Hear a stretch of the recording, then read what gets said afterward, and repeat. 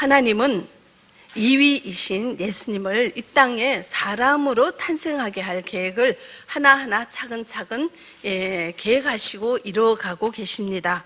그래서 오늘은 그 소식을 천사 가브리엘이 마리아에게 정언하는 그 부분을 우리 함께 보도록 하겠습니다. 26절로 29절 우리 같이 읽어보겠습니다.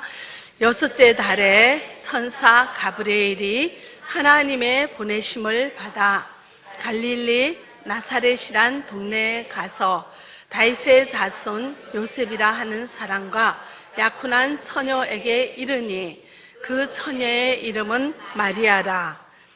그가 들어가 이르되 은혜를 받은 자여 평안할지어다.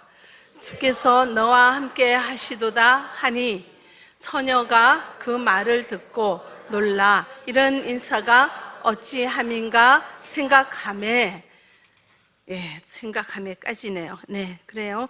오늘 이제 26절에 보시면은 때가 나오죠. 26절에 여섯째 달에, 이 여섯째 달이란 것은 세례 요한 아시죠? 예수님보다 먼저 와서 예수님의 길을 예비한 이 세례 요한이 엄마 뱃속, 그의 어머니 엘리사벳의 뱃속에 잉태된 지 여섯째 달이 된다는 그런 말씀입니다.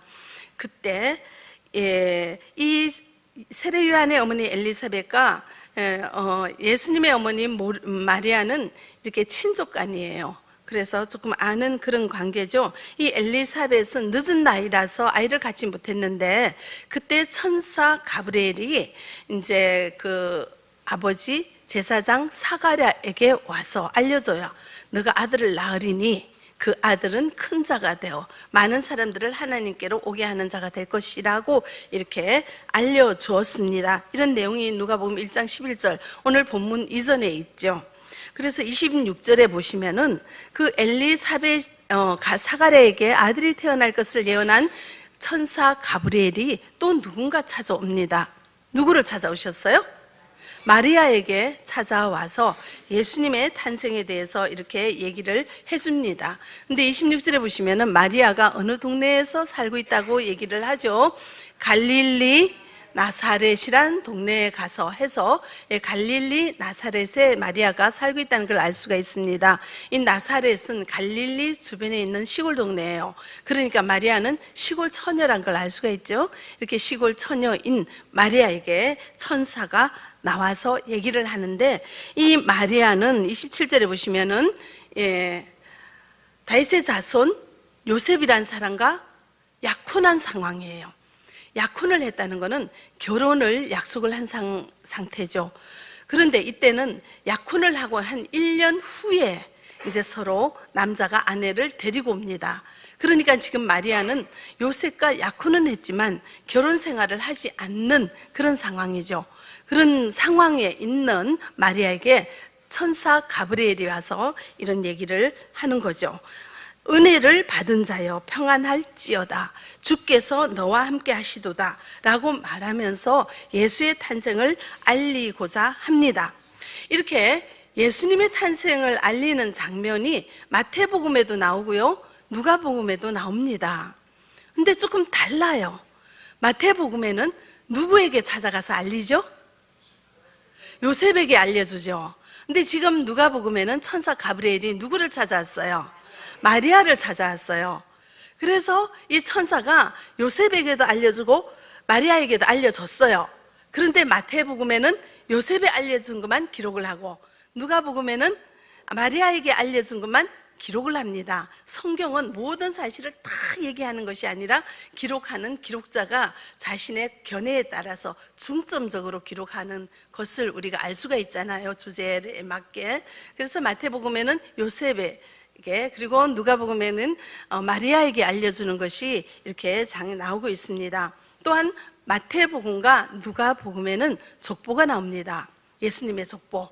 근데 마태복음에 나오는 사람 이름과 누가복음에 나오는 사람 이름이 조금 달라요. 그럼 다르면 틀린 건가? 왜 이게 똑같아야지 왜 다르지?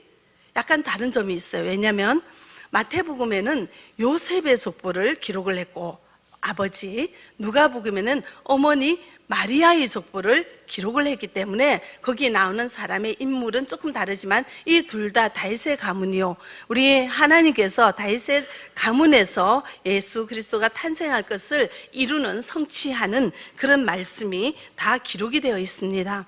그러면은 마태복음과 누가복음에 왜 그렇게 참 따분한 족보를 그렇게 그냥 누구는 누구를 낳고 누구는 누구를 낳고 이거를 그렇게 마태복음 누가복음 똑같이 적어놨을까요? 왜 그럴까요? 의도가 있습니다. 왜 그럴까요? 예수님이 사람의 혈통에서 탄생했다는 것을 강조하기 위해서, 예수님이 다윗의 가문에서 탄생했다는 것을 강조하기 위해서 혈과 육을 가진 이와 같은 사람이라는 것을 굉장히 강조하기 위해서 이렇게 족보를 얘기했다는 것을, 적어놓았다는 것을 알 수가 있고요. 자, 마리아를 찾아온 천사가 이렇게 말합니다. 30절 31절 우리 같이 읽어보겠습니다. 천사가 이르되 마리아여 무서워하지 말라. 내가 하나님께 은혜를 입었느니라. 보라, 내가 잉태하여 아들을 낳으리니 그 이름을 예수라 하라. 아멘. 자, 하나님께 은혜를 입었느니라. 너는 이렇게 잉태하여 아들을 낳으리니 그 이름을 예수라 하라. 예수님은 지극히 높으신 이의 아들이고 다윗의 왕위를 그에게 줄 것이며 그 나라가 무궁하리라. 이렇게 이제 천사가 마리아에게 말을 합니다. 근데 그 말을 들은 천사는 이렇게 대답하죠. 34절부터 같이 읽어보겠습니다. 마리아가 천사에게 말하되 나는 남자를 알지 못하니 어찌 이 일이 있으리까? 천사가 대답하여 이르되 성령이 내게 임하시고 지극히 높으신 이의 능력이 너를 덮으시리니 이름으로 나실 바 거룩한 이는 하나님의 아들이라 일컬어지리라. 아멘. 자, 마리아는 그렇게 말해요. 나는 남자를 알지 못한다. 그래서 성경에 뭐 처녀 이렇게 나와 있죠. 강조하죠. 그러니까 어떻게 이런 일이 있을 수가 있겠습니까? 라고 이야기를 하니까 이 천사는 성령의 능력으로 네가 예수를 낳게 될 것이다. 이렇게 말을 해요. 자, 그러면은 처녀가 잉태하여 아들을 낳는다는 이 구절을 여러분들 구약 성경에서 어디 들어본 적이 있죠? 어디죠? 이사야 선지서의 7장 14절에 이렇게 보라, 처녀가 잉태하여 아들을 낳으리니. 그래서 하나님께서는 처녀의 몸에, 동정녀의 몸에 성령으로 잉태하여 아들을 낳으실 것을 이미 영원 전부터 계획을 하셨고, 또한 이사야는 예수님 탄생하기 750년 전에 활동하던 선지자잖아요. 그러니까 예수님이 탄생하기 700여 년 전에 이미 선지자를 통해서 사람들에게 예언해서 그 예언을 지금 성취하고자 하는 그런 순간입니다. 그런 과정을 우리가 지금 보고 있죠. 네, 그런데 자, 우리가 믿는다 하면서 이 부분은 조금 좀 애매하다고 생각하는 부분들도 계실 거예요. 성령이 잉태한다? 어떻게 남자를 알지 못한 처녀가 잉태하여 아들을 낳을 수 있을까? 이런 생각을 할 수도 있습니다. 여러분들은 어때요? 완전히 믿어집니까? 성령으로 잉태된 예수님이 완전히 이해가 됩니까? 확신이 있습니까? 어때요? 어떤 때는 우리가 지금 일반적인 상식으로 생각해도 뭐 그렇지는 않는데 아마 이 부분은 그냥 넘어가지, 빼도 뭐 그렇게 굳이 알려고 하나? 그냥 넘어가, 막 그렇겠지, 뭐 대충 우리가 인정할 거는 넘어가자, 이렇게 이제 믿지는 못하지만 그냥 넘어가자 해서 대충 두리둥실하게 적당히 믿고 있지는 않는지요. 이걸 확실히 믿어야 돼요. 굉장히 이건 중요한 문제고 기본적인 교리의 핵심이기 때문에 여러분들 예수님이 성령으로 잉태되었다는 것이 100의 100이 믿어져야 된다는 것입니다. 그럼 여러분들 그런지 자신을 돌아보시고 진단할 수 있기를 바랍니다. 자, 하나님께서는 일반적인 하나님의 섭리는 남자의 정자와 여자의 난자가 여자의 몸에서 만나서 조그만 생명을 잉태하는 거예요. 그것이 엄마 뱃속에서 10달 동안 여자의 몸에, 여인의 몸에 10달 동안 있다가 이제 응애하고 아기를 낳게 되는데요. 여기에 보시면은 저도 그러고 여성분들이 많이 계신데 전부 다 아이를 출산한 경험이 있으시죠, 그죠? 없는 분들도 계시겠지만, 그런데 아기가 내 몸에 잉태되었을 때, 그때, 그리고 내 뱃속에 10달 동안 이렇게 품고 있을 때 그 아이가 남자인지 여자인지 내 힘으로 알 수 있습니까? 요즘은 알 수 있죠. 과학이 발달해서 기계로 보면 되는데 내 힘으로 내가 알 수 있냐고. 내 몸에 있는 생명체가 잉태되고 자라고 있는데 그 아이가 남자인지 여자인지 알 수가 있어요? 없죠. 만약에 그걸 알 수 있었다면 우리 어머니께서는 딸을 6명 안 낳으셨을 거예요. 아들 낳으려고 낳고 기다리고 6명까지 낳았잖아요. 몰라요, 사람은. 그죠? 모르는 게 정상이죠. 자, 그러면은 여러분들이 그 아이를 몸에 베고 있을 때, 아, 얘는 눈이 클 거야. 얘는 코가 누구 닮아 어떡할 거야. 얘는 누구 닮아서 다리가 길쭉할 거야. 아니면 조금 짧을 거야. 뭐 이제 여러 가지 생각은 해볼 수 있었지만 어떻게 생겼을 거라고 확신하셨어요? 모르죠. 내 뱃속에 어마어마한 아이가 잉태되어서 자라고 있는데 얘가 누군지조차 몰라요. 태어나고 보면 아이고 네가 이렇게 생겼구나 이러면서 안으면서 엄마 아빠들이 좋아하는데요.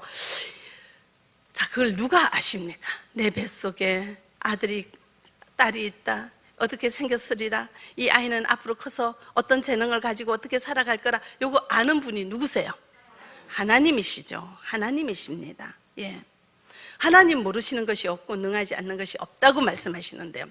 자, 그러면은 우리가 정자와 난자가 만나가지고 여인의 뱃속에서 생명체가 잉태하는데 이 난자가 정자보다 되게 커요, 크기가. 근데 난자의 크기가 얼마나 되냐면은 0.1mm예요. 0.1mm. 그리고 정자가 0.5mm예요.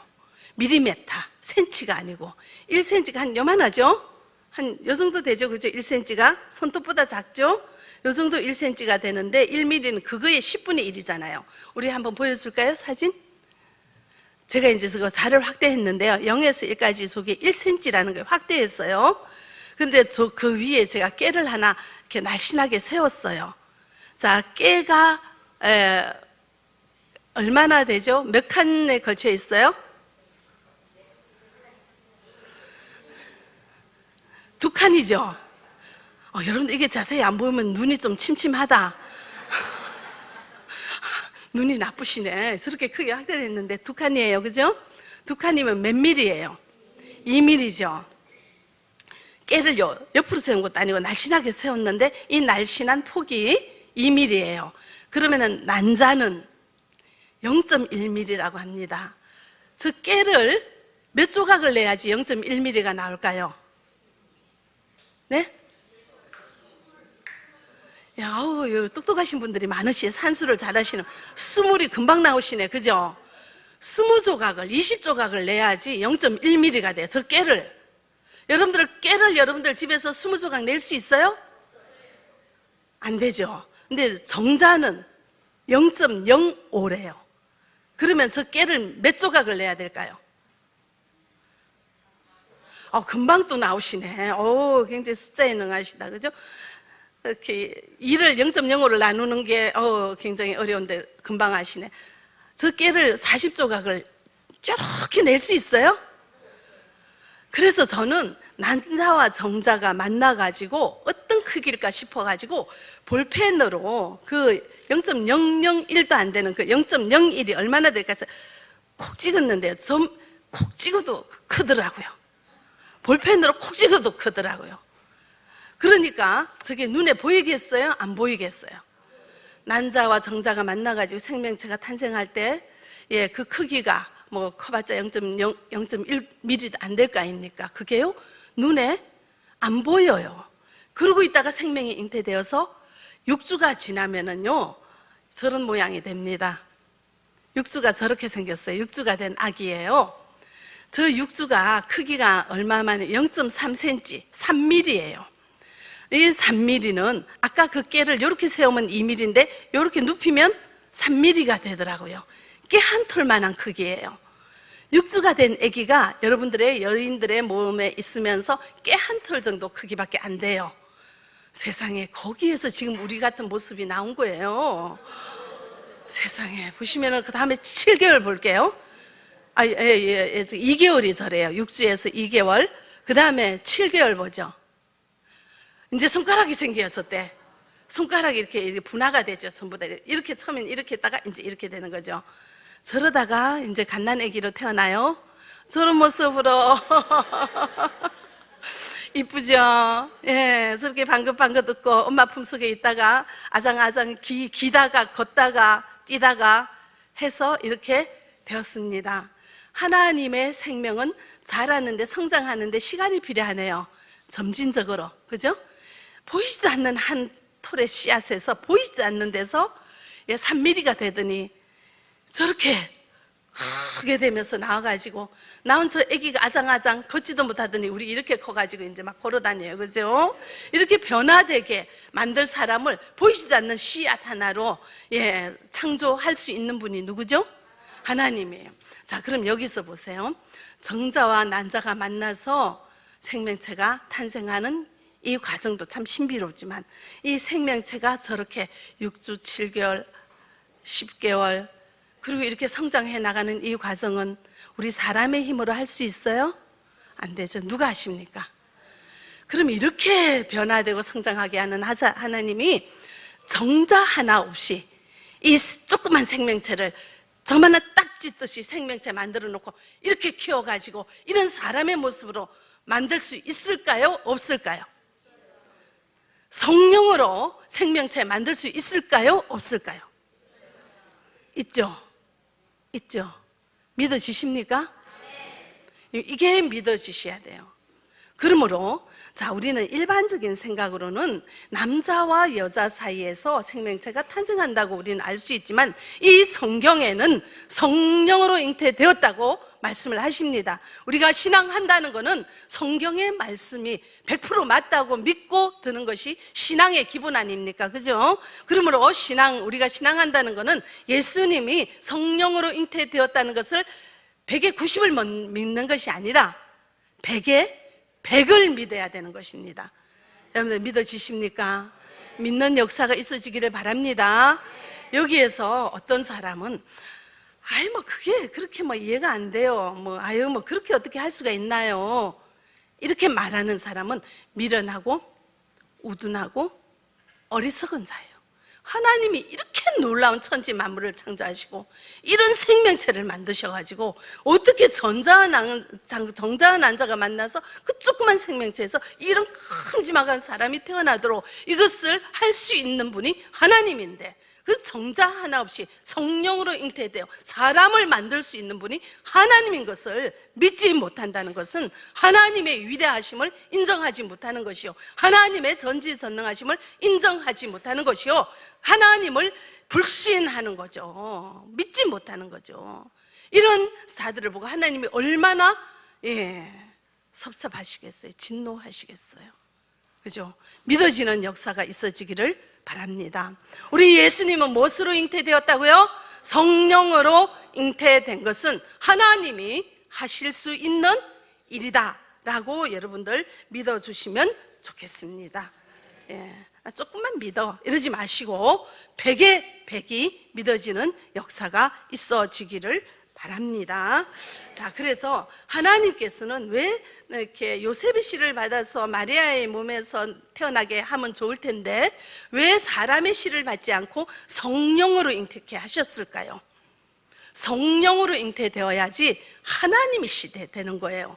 죄가 없으신 하나님이 되는 거예요. 근데 왜 마리아의 몸에서 태어나게 하셨을까요? 사람의 육체를 있게 하기 위하여 여자의 몸을 빌었습니다. 그리고 족보를 이렇게 다 기록한 것은 자, 우리 예수님이 사람의 혈통을 가진 사람의 육체를 가진 사람의 몸을 입고 왔다는 것을 증명하기 위함이요, 성령으로 잉태케 하신 것은 우리 예수님이 죄가 많은 사람의 씨를 받은 것이 아니라 성령으로 잉태된 하나님의 아들인 것을 강조하기 위하여 하신 말씀이라는 것을 여러분들 기억하시면 좋겠습니다. 그래서 이 부분에서는 우리 예수님은 하나님이시고 사람이시고 뭐가 없으신 분이죠?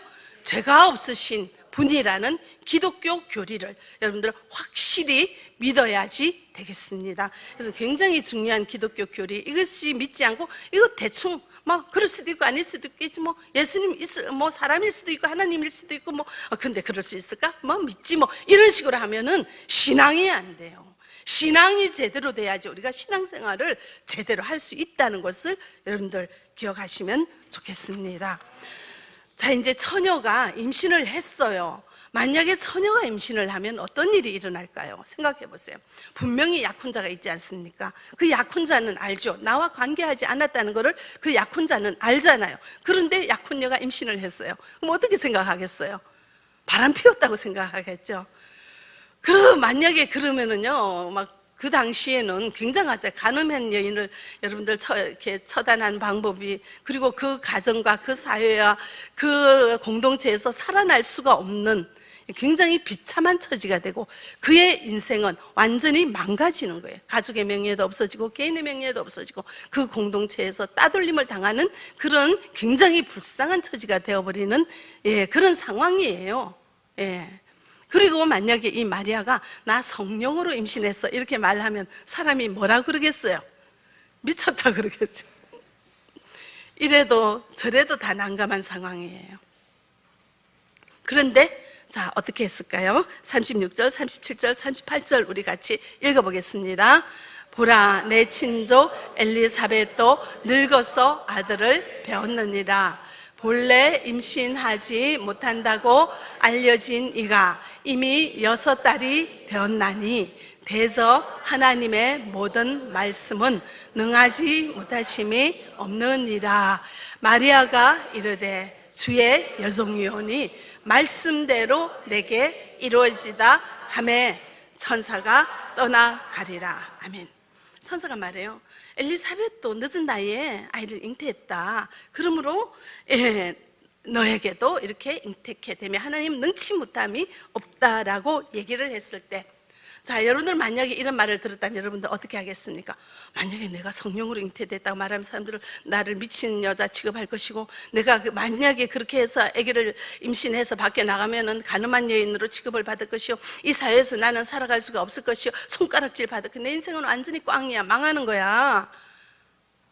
그러면서 어떻게 여러분들 결정하겠어요? 근데 마리아는 어떻게 했습니까? 순종하겠습니다. 말씀대로 내게 이루어지다. 그 전에 주의 여종이오니 이렇게 말하죠. 주의 여종, 이 여종이란 것은 노예란 거예요. 노예란 단어예요. 그 단어를 썼어요. 마리아가. 나는 주님의 노예입니다. 노예는 자기 뜻 있어요? 시킨 대로 해야죠. 나는 주님의 노예입니다. 뭐든지 다 하십시오. 이 생명까지도 아낌없이 드리겠습니다. 그런 고백이 실제로 이루어지는 장면이잖아요. 그의 모든 인생을 송두리째 다 드리겠다는 그의 고백이죠. 자, 우리는 어떻습니까? 어떻습니까? 어떻게 마리아는 이런 순종을 할 수가 있을까요? 믿음이 있었기 때문에 그렇습니다. 하나님에 대한 절대적인 믿음이 있기에 이런 순종이 가능한 겁니다. 그래서 제가 얘기했죠. 아까 성령으로 잉태된 것이 믿어져야지 우리는 주님의 말씀에 절대적으로 순종을 할 수가 있다고요. 그래서 성령으로 잉태된 동정녀 마리아에게서 성령으로 잉태되었다는 것이 완전히 백이 믿어질 때 우리의 믿음은 굳건하게 되고, 그 믿음 안에서 위에서는 주님 앞에 불순종할 게 없죠. 이 생명 드리겠습니다. 나의 모든 것 드리겠습니다. 말씀만 하십시오. 순종하겠습니다. 네, 알겠습니다.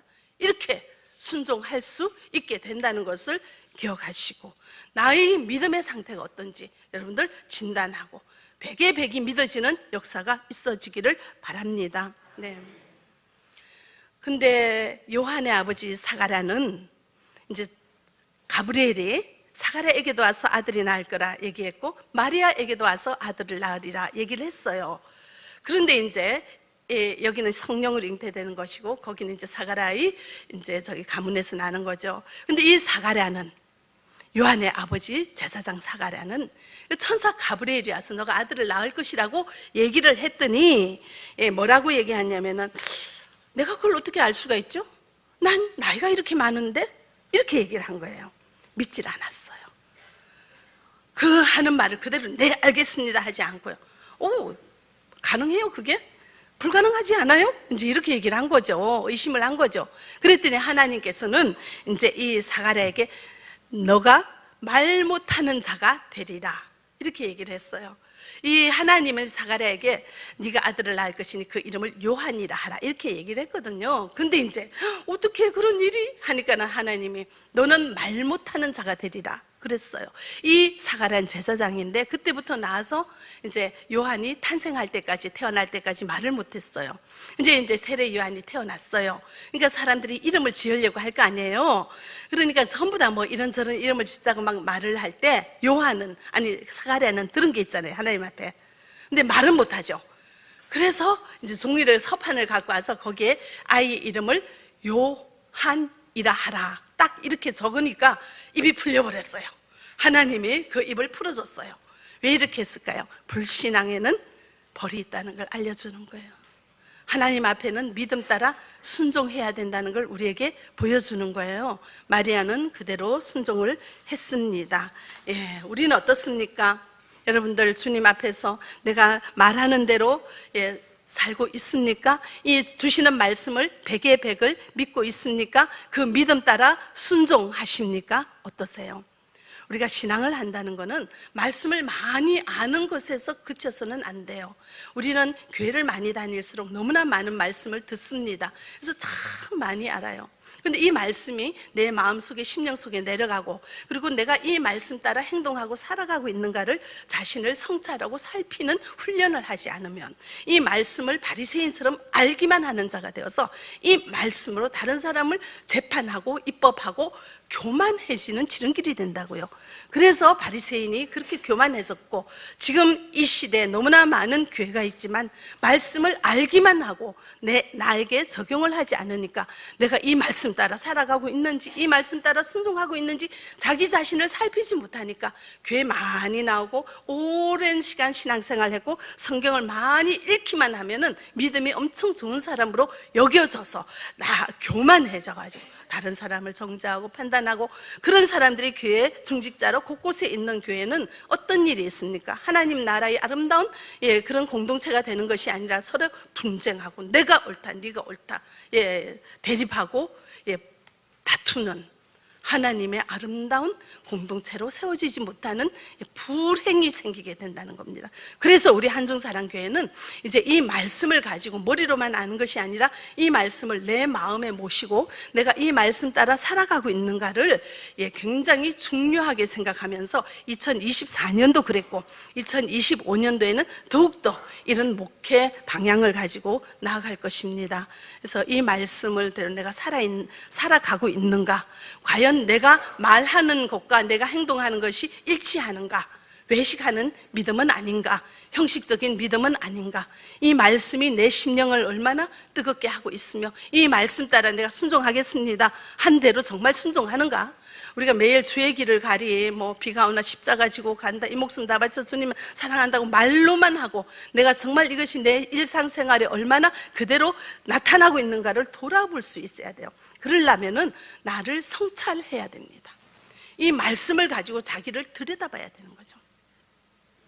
여기 빛이 환하니까 밑에 머리카락 보여요. 근데 형광등이 없으면 머리카락이 안 보여요. 빛 대신 예수님이 내 마음속에 환하게 있으면 나의 죄와 나의 더러움이 보여요. 근데 빛 대신 예수님이 내 마음속에 중간에 안 계시고 외출하셨거나 저기 딴 데 그냥 잠깐 계시면 어두워서 나의 이런 부족한 면과 이런 부분이 안 보여요. 그래서 우리가 믿음이 좋다, 영성이 있다 하는 것은 빛 대신 예수님을 내 마음에 모시고 내가 얼마나 말씀 따라 살아가고 있는가를 스스로 살필 수 있는 능력이 있는 거예요. 이것이 영성이고 이것이 믿음이에요. 믿음이란 것은 다른 데서 목소리 크게 한다고 믿음 좋아 보이는 것이 아니고 삶 속에서 얼마나 나를 통해 예수님이 드러내는가, 이게 믿음이란 것을 여러분들 기억하시고 이 말씀을 내 마음속에 모시고 살아가는 역사가 있어지기를 바랍니다. 그래야지 우리가 무엇이 부족한지 알아야지 변화가 되고 변화가 돼야 성장이 됩니다. 예, 하나님 나라의 생명의 법칙은요, 보이지 않는 조그만 생명체가 이렇게 큰 모습으로 자랐잖아요. 한꺼번에 뽕 됩니까? 점진적으로 되어집니까? 점진적으로 되어지는 거예요. 그래서 우리의 신앙도 주님 앞에 갈 때까지 늘 고민하고 늘 우리의 모습을 돌아보면서 성장하기 위하여 날마다 애쓰고 해야 합니다. 한꺼번에 완성되는 건 없습니다. 한꺼번에 완전히 거룩해지는 것은 없습니다. 그런 과정을 주님과 더불어 말씀과 더불어 교회와 더불어 살아가야지 우리가 진정한 신앙생활에 승리한다는 것을 여러분들 기억하시고 이 말씀을 가지고 나에게 적용하는 그런 은혜가 있어지기를 바랍니다. 나의 믿음은 어떤지, 나는 마리아처럼 순종할 수 있는지 돌아볼 수 있기를 바랍니다. 믿음이 있어야 순종합니다. 자, 예수님은 하나님이시고 사람이시며 죄가 없으십니다. 왜냐? 성령으로 잉태되었기 때문에. 믿어지십니까? 믿음은 순종을 낳습니다. 마리아처럼 순종할 수 있기를 바랍니다.